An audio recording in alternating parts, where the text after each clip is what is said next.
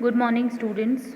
Today we are going to start our new chapter, which is chapter number 3, Goodwill, Natures and its Valuation. ठीक है, आज अपन एक नया chapter पढ़ रहे हैं.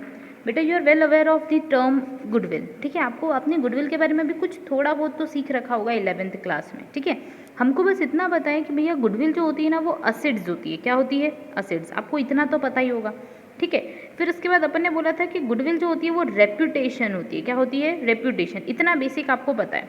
बट ये जो चैप्टर है ना इसके अंदर अपन देखते हैं कि गुडविल का एक नया ही पर्सपेक्टिव होता है. मतलब अभी तक आप देख रहे थे कि बैलेंस शीट जो होती है उसके अंदर असेट्स साइड पे आता है गुडविल, पेटेंट आते हैं, कॉपीराइट आता है, बिल्डिंग्स आती है, मतलब ढेर सारी चीज़ें आती है ना. तो अब अपन देखते हैं कि यार गुडविल अगर किसी फर्म की 5 लाख है तो ये कैसे डिटरमाइन करी, मतलब कैसे इसका वैल्यूएशन हुआ कि किसी कंपनी की किसी फर्म की गुडविल 5 लाख रुपीज़ हो सकती है, 2 लाख रुपीज़ हो सकती है, कुछ भी हो सकती है. तो इस चैप्टर के अंदर अपन जो सीखने वाले हैं ना बेटा वो ये है कि कितने टाइप्स की गुडविल होती है, प्लस गुडविल का वैल्यूएशन कैसा होता है, प्लस गुडविल का मीनिंग क्या है, इसके फीचर्स क्या हैं. ठीक है, ये कुछ इंपॉर्टेंट कॉन्सेप्ट अपन पढ़ने वाले हैं. ये बहुत ही सिंपल चैप्टर है, बहुत सारी इसमें फॉर्मूला हैं, पर बेटा फॉर्मूला बिल्कुल भी रटने की ज़रूरत नहीं पड़ेगी आप लोगों को, अगर आप ध्यान से जो मैं समझा रही हूँ उस चीज़ को समझते हो तो. वैसे तो देखा जाए तो इसके अंदर कम से कम 10 फार्मूलाज हैं, टोटल मिला के 10 फार्मूला. तो अपन को 10 फार्मूला रटना नहीं पड़ेगा, अपन सिंपल तरीके से इस चीज़ को समझेंगे और आगे कैरी करेंगे. ठीक है, तो सबसे पहली चीज़ अपन आ जाते हैं कि गुडविल के बारे में कि गुडविल होता क्या है. तो in simple words we can say that goodwill. अभी तक आपको क्या पता था कि भैया गुडविल एक तरीके का असेट्स है. ठीक है, ये चीज़ आपको पता थी, goodwill is an assets. It is a simple statement. Next, अब असेट्स में भी कौन सा असेट्स होती है? क्या फिक्स्ड असेट्स होती है कि करंट असेट्स होती है ना. तो हम सीधी सी बात बोलते हैं कि गुडविल फिक्स्ड असेट्स होती है. क्यों होती है इसका रीज़न मैं आपको बताऊंगी. गुडविल फिक्स्ड असेट्स क्यों होती है इसका रीज़न पता पड़ेगा, पर जो भी आपको पता है उसके अकॉर्डिंग अपन ये जानते हैं. थर्ड नंबर पे अपन ने बात की थी कि फिक्स्ड असेट्स में भी कौन से असेट्स भैया टेंजिबल होती है कि इनटेंजिबल होती है. क्या गुडविल को टच कर सकते हैं? क्या किसी की रेपुटेशन को टच कर सकते हैं? नहीं कर सकते ना. तो ये गुडविल जो होती है वो क्या होती है? टच नहीं कर सकते, दिखाई नहीं देती. तो द रीज़न बिहाइंड इज कि it is an intangible assets. Goodwill क्या होती है? Intangible assets. अभी तक आपको ये पता था कि goodwill is an intangible assets. अगर अपन तीनों चीज़ों को सम कर देते हैं, तीनों चीज़ों को ऐड कर देते हैं, 3 फीचर्स आ गई बेसिकली, तो अपन बोलेंगे goodwill is an intangible fixed assets. ठीक है, गुडविल एक इनटेंजिबल असेट्स होती है प्लस ये फिक्स्ड असेट्स की कैटेगरी में आती है. Now let me discuss you one thing कि जैसे अगर मैं बात करूँ, अपन एग्जाम्पल ले लेते हैं. ठीक है, जस्ट अज्यूम एक फर्म है या एक कंपनी है, रिलायंस है ही सही है ना. एक कंपनी है रिलायंस. ठीक है, तो रिलायंस जो कंपनी है वो अपना एक मार्ट रखती है, मतलब जैसे रिलायंस मार्ट है ना, रिलायंस का जियो मार्ट है, आप लोगों को पता ही होगा. ठीक है, जैसे विशाल मेगा मार्ट होता है, सुपर मार्केट टाइप का एक ऑर्गेनाइजेशन अपन सिंपल सी बात कर सकते हैं कि वो एक स्टैब्लिश करती है. फिर दूसरी अपन एक विशाल की बात कर लेते हैं. ठीक है, विशाल जो है उसका भी एक मार्ट है, V Mart, you know that है ना. अब अगर मान लो आप लोगों के पास अपॉर्चुनिटी है, आप लोगों के पास जस्ट अज्यूम 2000 रुपीज़ है, 2,20,000 मान लेते, बहुत छोटा हो जाएगा 2000, 20,000. अब आप सोच रहे हो कि भैया आप रिलायंस में इन्वेस्ट करो कि विशाल में इन्वेस्ट करो. दोनों ही फर्म है, ठीक है, दोनों ही कंपनीज है. अब आप सोच रहे हो रिलायंस में इन्वेस्ट करूँ कि विशाल में इन्वेस्ट करूँ, है ना. तो सॉरी, अगर आप सोच रहे हो कि रिलायंस में इन्वेस्ट करूँ कि विशाल में इन्वेस्ट करूँ, तो आप में से जो लोग रिलायंस को बहुत अच्छे से जानते हैं वो ये बोलेंगे कि भैया हमको रिलायंस में क्या करना चाहिए, इन्वेस्ट करना चाहिए. क्यों? क्योंकि रिलायंस जो है वो ज़्यादा रेप्यूटेटेड फर्म है. क्या है? ज़्यादा रेप्यूटेटेड फर्म है as compare to any other firm. दूसरी फर्म या दूसरी कॉर्प के अगेंस्ट में रिलायंस ज़्यादा रिलायबल है या ज़्यादा रेप्यूटेटेड है. यहाँ पे हमारे पास चांस है कि हमको जो रिटर्न मिलेगा ना, mean what ever would be the return, it may be minimum, मतलब हमको मिनिमम रिटर्न तो मिल ही जाएगा. यस और नो, ये अपन ने क्या करा है, सोचा है. अब जैसे अगर आप लोगों ने देखा कि यार दो चीज़ के बीच में किसका डिसीजन लिया, तो आपने रिलायंस में इन्वेस्ट करने का डिसीजन लिया. ठीक है, अगर मैं टी की बात करूँ, नॉर्मल कोर्स ऑफ एक्शन में टी यानी चाय पत्ती, अगर आपको चाय पत्ती लेनी है, आपके पास दो फर्म्स हैं. ठीक है, 2 कंपनीज हैं. एक है हमारे पास टाटा टी और एक है कोई सी लोकल टी. ठीक है। अगर आपके पास ऑप्शन होता है तो आप किसको सेलेक्ट करोगे? टाटा टी को। क्यों? क्योंकि आपने सोचा है कि यार ये कहीं ना कहीं फेमस टी है, हमने इसका नाम सुन रखा है, येस और नो। तो आप यहाँ पे एक कॉन्सेप्ट डिराइव हो रहा है बेटा, है ना। देखो यहाँ पे आपने सोचा कि हमको टाटा पे स्विच कर लेना चाहिए, लोकल पे स्विच नहीं करना चाहिए। यहाँ आपने सोचा हमको रिलायंस पे स्विच कर लेना चाहिए, विशाल पे स्विच नहीं करना चाहिए। तो आप लोगों को पता है कि आपने डिसीजन मेकिंग कैसे की, पता है? On the basis of its well known face, ठीक है। आपने ये कैसे डिसीजन लिया? तो आपने ये सोचा कि भाई टाटा जो है कंपनी वो ज़्यादा फेमस कंपनी है, मतलब कहीं ना कहीं टाटा जो कंपनी है उसके पास ज़्यादा सेलर्स होंगे, सॉरी उसके बायर्स क्या होंगे?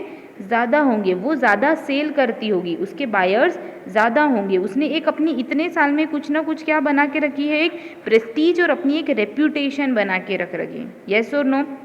तो यहाँ पे हमको पता पड़ा कि हम टाटा टी को प्रेफर कर रहे हैं, हम रिलायंस को प्रेफर कर रहे हैं। अब हमने रीज़न तो बता दिया कि रीज़न बिहाइंड इट्स इज कि उसकी क्या है, कुछ ना कुछ मार्केट में एक वैल्यू है, एक क्या है, वैल्यूएशन, या फिर वो वेल नोन फेस है, इसलिए अपन ये चीज़ कंसिडर करी। अब नेक्स्ट चीज़ देखो बेटा, जब भी हम गुडविल को कैलकुलेट करते हैं तो हमको पता नहीं पड़ता कि कैसे गुडविल कैलकुलेट करें।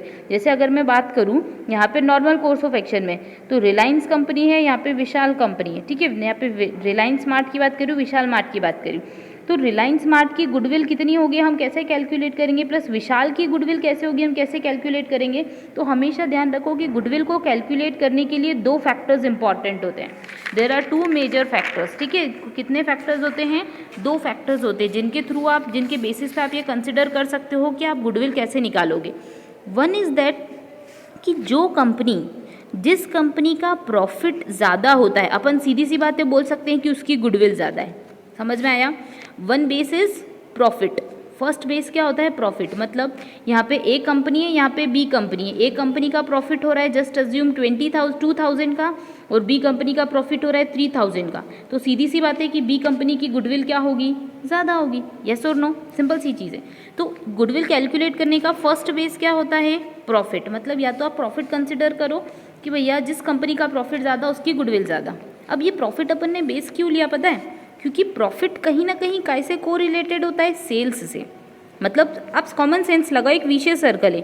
अगर आपकी सेल ज़्यादा होगी इट मीन्स आपका प्रॉफिट भी क्या होगा? ज़्यादा। ये तो कॉमन सेंस की बात है। और सेल ज़्यादा कब होगी? सेल ज़्यादा तब होगी जब जनरल पब्लिक आपके गुड्स को परचेज ज़्यादा करेगी, सीधी सी बात है।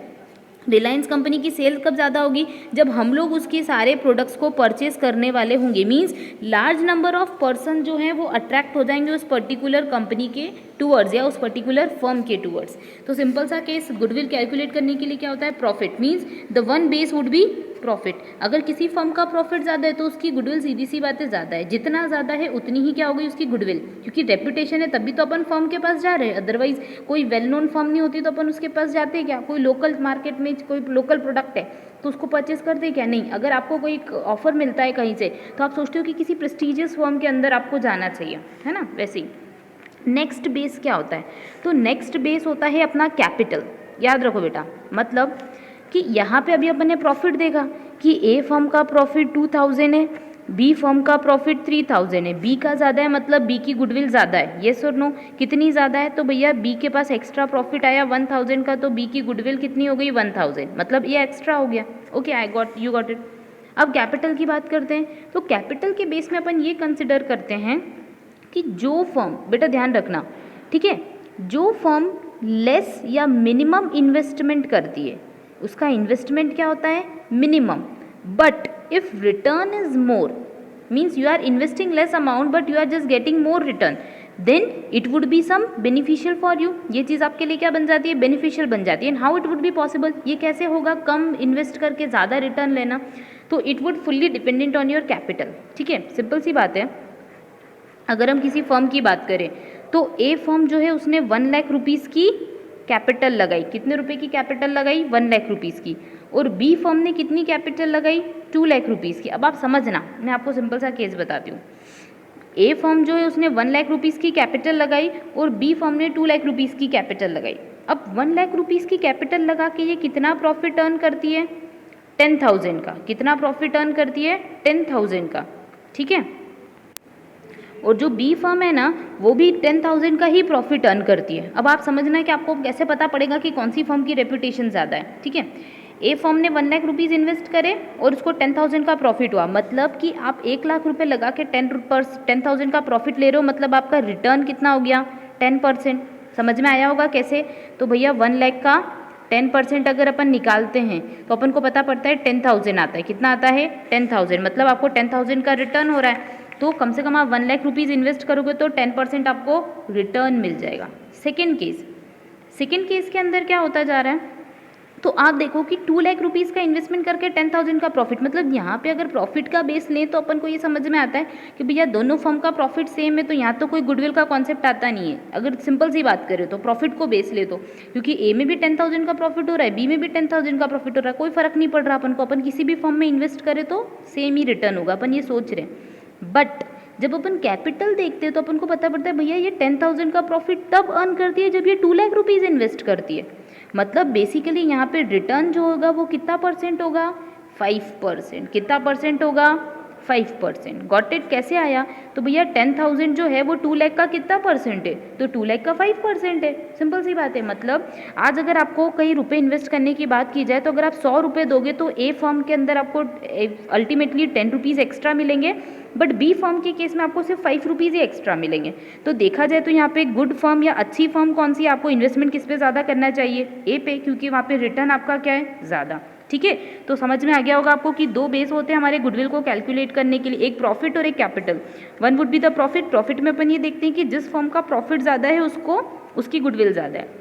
नेक्स्ट कैपिटल के अंदर अपन ये बेस रखते हैं कि जिस कैपिटल में अपना नॉर्मल रेट ऑफ रिटर्न, बेटा ये जो 10% है ना इसको क्या बोलते हैं, रेट ऑफ रिटर्न। मतलब कि किस रेट पे आपको कोई अमाउंट रिटर्न मिलता है, वापस से आप बायबैक कर पाते हो, वापस से आप ले पाते हो, गेन कर पाते हो। ओके, तो जिस फर्म का रिटर्न ज़्यादा होगा वो फर्म हमारे लिए क्या होगी, प्रेस्टीजियस होगी या उसकी गुडविल ज़्यादा होगी। सिंपल सी बात है, आपको मिनिमम इन्वेस्टमेंट करके मैक्सिमम आउटपुट गेन करना है। आई होप यू गॉट इट। तो हम प्रॉफिट से रिलेटेड मेथड पढ़ने वाले हैं, कैपिटल से रिलेटेड मेथड पढ़ने वाले हैं। बेटा ये जो चीज़ मैंने आपको बताई ये सिर्फ एक बेस था। बेस इसलिए कि आपको पता होना चाहिए कि एवरेज प्रॉफिट मेथड कैसे निकालते हैं, कैपिटलाइजेशन मेथड है तो उसका मेन ऑब्जेक्ट क्या है, क्यों निकालते हैं। ठीक है, तो ये वाई का रीज़न था आपका। और अब अपन सिंपल तरीके से देख लेते हैं कि कितनी मेथड्स होती हैं गुडविल को कैलकुलेट करने के लिए। तो basically on the basis of profit के अकॉर्डिंग मेथड जो होती है उसमें आती है एक एवरेज प्रॉफिट मेथड, एक होती है सुपर प्रॉफिट मेथड, एक होती है एन्युइटी मेथड और एक होती है वेटेड एवरेज मेथड। ठीक है, और अगर अपन कैपिटल के अकॉर्डिंग देखें तो कैपिटलाइजेशन मेथड। तो broadly we can say that there are 5 methods.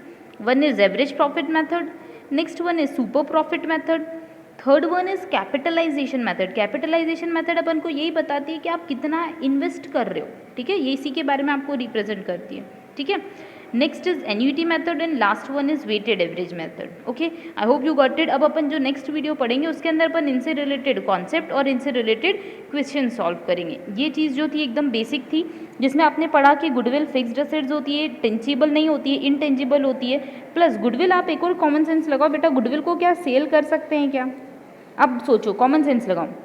Obvious सी बात है, अभी आप लोगों को पता होगा कि वोडाफोन और आइडिया जो 2 कंपनी मर्ज हो गई है। मतलब आइडिया के वोडाफोन के कस्टमर किसके पास चले गए, आइडिया के पास, और दोनों मर्ज हो गए। तो हमने क्या देखा, आइडिया के पास जो भी कस्टमर गए, वोडाफोन के जितने भी कस्टमर आइडिया के पास गए, वो क्या देख के गए, आइडिया कम रेप्यूटेटेड थी तो उसके पास चले गए। ठीक है, तो हम ये बोल सकते हैं कि we can easily sell the goodwill. ठीक है, ये एक नया फीचर निकाल के आता है कि गुडविल जो है वो saleable assets. I hope you got it. Upon next video में इससे रिलेटेड कॉन्सेप्ट पढ़ेंगे। Thank you.